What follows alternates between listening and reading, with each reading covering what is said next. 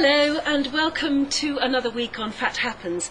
It's been quite a busy week this week, not least because I have absolutely made a resolution to have an hour of power every morning. So before I do anything else at all, I'm in the gym or I'm running for about an hour, and I've been told that that's the way forward, and if I can keep it going for 6 months then it'll be the way I live for the rest of my life, and I think maybe that is the only way forward.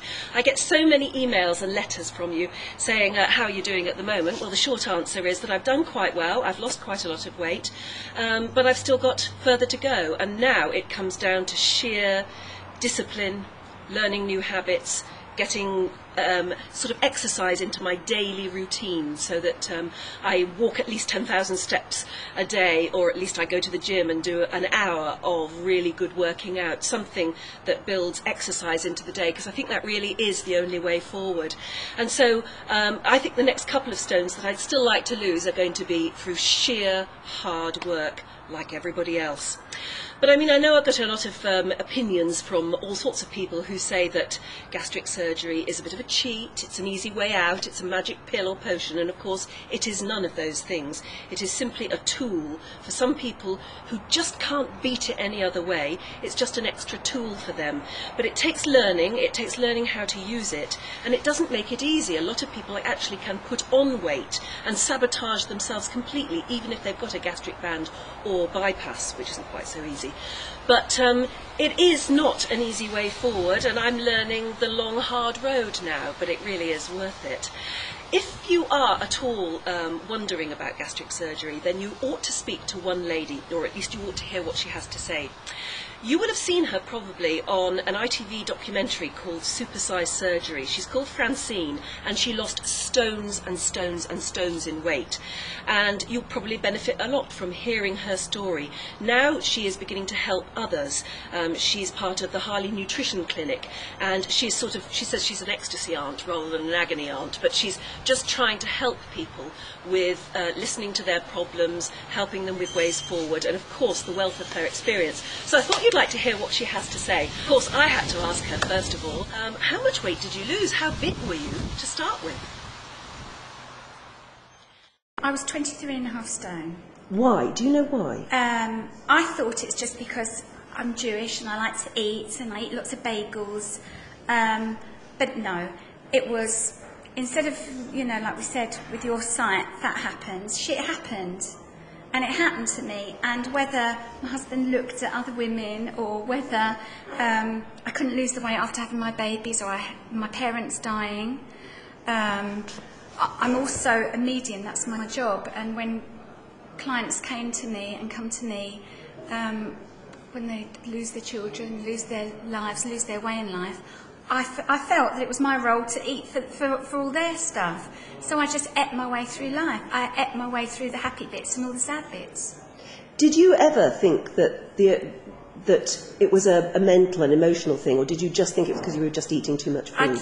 I just, until really the band started working for me, I just thought I was just a big fat pig. And I cleared the children's plates, and I loved catering, I liked cooking, and I was known really as people came round and I was always stuffing them. I'm a big feeder. When I lost my weight, or when the weight started coming off, I started realising, hey, I'm still wanting to feed something here, and I started getting really pissed off with the band, really cross with the band. And I couldn't do it, and I started to feel sick, and then so I was contradicting myself. I was enjoying and celebrating the fact that I could fit in slimmer clothes, but I still had this crazy head where I was sabotaging myself. Why? Well, then I realised that I didn't know. Obviously other people around me knew that I had an eating disorder, but I thought everybody else had an eating disorder except for me. In fact, I only thought that skinny people had eating disorders. And I say, well, at least I'm not anorexic, at least I'll never get wrinkles, at least I've got a nice face and a big fat plump face. But really, I was desperate to be skinny, and I wanted wrinkles, and I wanted to just be normal and be a slim person. And you say that you had the gastric band operation, but it didn't solve that problem. It helped, but it didn't solve it. And do you find that very much from patients coming to you now, people who've had surgery? It's not enough. What else is wrong? That's right. And there are more relationship problems once they've lost the weight. People are looking at their lives, having a slightly midlife crisis coming up that only men had before. Now we're all having. Or whether really people are now screwed up because they're shedding their weight, but it's bringing to the forefront other garbage. So really, is it time to tell people, if they are interested in bariatric surgery, that you will find that it may help, but it may not be the whole answer, and you may need long-term, hands-on counselling, buddying, help? Buddying, definitely buddying. Because if you talk about counselling to people that haven't got the money to afford a counsellor or haven't got good doctors, then they're going to think that you're mad, and they won't. That's going to make them sabotage themselves all the more. But buddying is something that everybody wants from all walks of life. We all want. You and I have talked about how we've got this in common. It helps to talk. It helps to talk.